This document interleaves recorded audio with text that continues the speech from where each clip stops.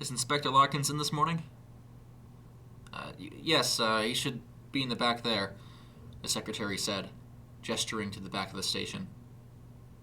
The man slowly walked through, following around the narrow pathway the secretary's finger had carved out for him. Excuse me, Inspector Larkins? The man asked, crumpling his faded and torn bucket hat nervously in his hands. A steady flow of key-clacking dancing up from a desk-doomed typewriter swirled around the man's head before fading out into the hallway and into the ether. Hudgens. I heard inklings you might pay me a visit. Good to see you're still about this place, Larkin said as he leaned back, pushing away his typewriter. Yeah, well, I asked around. Wasn't sure who I'd go to with this. Figured it best just head straight over to you, Hudgens remarked, placing his hat back atop his head.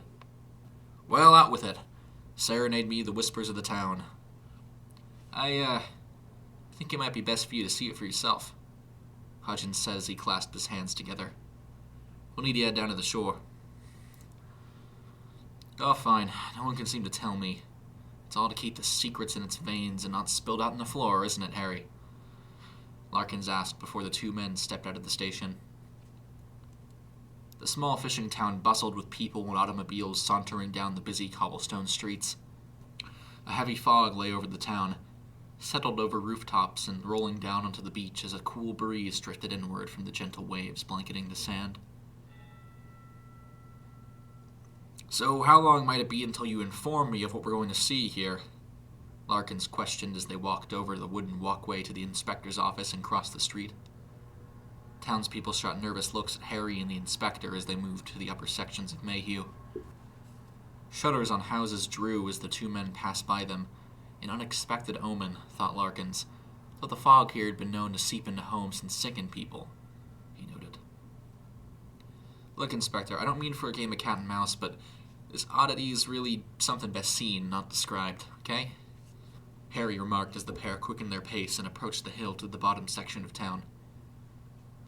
Larkin's eyes focused on the beach, but the thick fog bank that draped the ocean front made it nigh impossible to make out anything, through what seemed to be a large, globular shape, sprawled across the sand, dark-colored, possibly black or dark gray, the inspector noted. Guess I better make my week, Hudgens. I'd be mighty disappointed if you take me to see some more sea plant that's washed up. Soon enough, Inspector, Hudgens replied. You'll be seeing it. The two men stepped down the crooked wooden planks that formed into a rigid staircase to the sand below the town, stumbling out towards the sound of the rushing of water as the fog swallowed them. As their boots sank into the soft terrain beneath on each pace, Larkins and his guide reached the reason the worried fisherman had pulled the inspector from his warm hideout.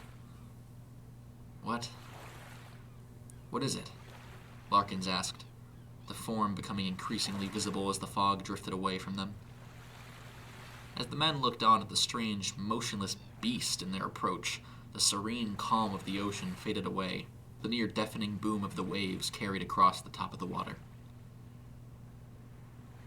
I was hoping you would know, Inspector. At least maybe know someone who might know, Hudgens responded, crumpling his bucket hat in his hands. The creature was lifeless. There was a stillness in its eyes, its body.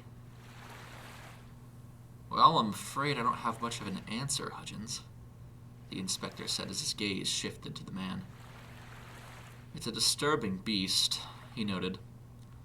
But what's to say there are more like it down the sea, far below what we can see? Maybe, Hudgens replied, crossing his arms. But what god would allow such a terrifying creature to exist? At least it's in a place where we never have to see it, Larkins joked, hoping to alleviate the situation. As the two men looked at the strange creature, examining its disturbing corpse, Larkins crouched down beside its still body. It almost seems to be, a mix of creatures. Nothing on it seems to match anything else, or if it does, not too much of it. You think some madman might have made it? No, likely not. Our world is big, and it's full of things we don't understand. I'm sure this is one of them, Larkin said as his eyes danced across the glistening, iridescent scales that stretched across its mangled, cold body. He turned on his toes, staring into its gaping maw, lined with dozens of jagged, sharpened blades hanging halfway out of its mouth. Large, yellow, bulbous eyes dotted its drying, scaly form, more than seemed necessary for any creature. Certainly has a great deal of eyes, doesn't it? Hudgens said as he watched Larkins move around the body. Odd. Harry, you're the fisherman. What do you make of it? Larkins asked as he looked to the nervous Hudgens. Oh, I don't know. I've been fishing a number of years, and I've never seen such a sight out in the water. As the two men examined the oddity, Larkins happened to glance down the beach, where he saw a man running towards them, holding on to a camera strapped to his neck and a large hat that covered his head as the fog lingered behind him. Wait! He shouted faintly. What? Larkins mumbled, not really able to hear the man. What? Don't touch it! He shouted, much clearer now. Hudgens turned to see the man running towards them, as several papers fell from the pocket of his dark brown suit jacket. Good Lord, sir, what are you doing in such a hurry? Larkins asked, scratching his goatee as the man jogged up to them in the disturbing creature that depressed the sand. You haven't touched it, have you? The man asked, a German accent now readily apparent on his tongue. No, we haven't. We just looked it over. Why do you ask? And just who are you? Larkins asked firmly as Hudgens still stood nervous. The German man fixed his eyeglasses and hat before straightening out his jacket. My name is Anton Herman. I have been sent to America to investigate strange things like this from our organization. The man explained as he readied his camera to snap photos of the creature.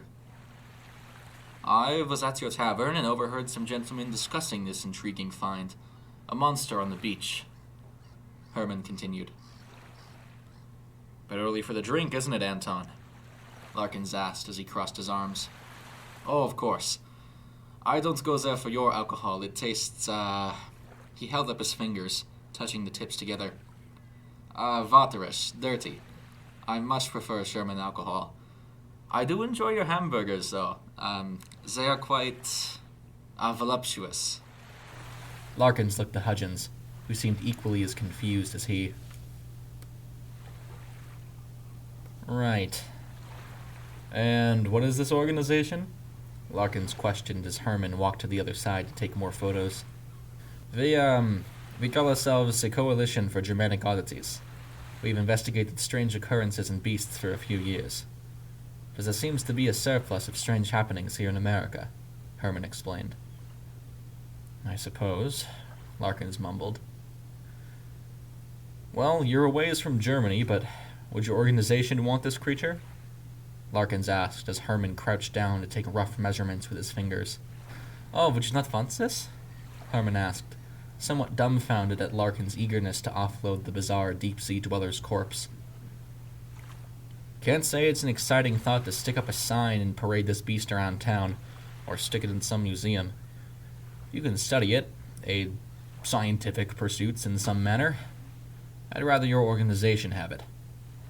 The, Coalition, Larkins proclaimed as Herman wrote in a small notepad he'd pulled from his jacket. Well, sir, if you would allow it, we would be honored to take this fascinating specimen off your hands. Some of our members will arrive later to pick it up. Herman replied. Fine by me, Larkins muttered. Thank you for bringing this to my attention, Harry. You can get along now. Oh, you're welcome, I suppose. Hopefully this coalition can figure the beast out. I know I don't ever want to see it again, Hudgens remarked as he turned and walked away. When will your men arrive? Larkins asked as Herman stood up. Turning to shake his hand, he responded. Likely before 8 o'clock, sir. Thank you for this wonderful scientific opportunity. Larkins nodded solemnly before turning to make the short walk back to his office, hearing a repeated thank you from behind him as he left. Strange man, he mumbled under his breath, as his hand wrapped around the wooden railing of the steps back up the town. Larkins opened the squeaky door of his office and stepped inside. Has the door always creaked like this? He muttered as he opened and closed it, hearing several more squeaks. Did you sort everything out down there, Inspector? His secretary asked, as she folded her hands on her desk. Yes, Dorothy, I believe it's been sorted, Larkins answered, staring behind the woman, out the shuttered window.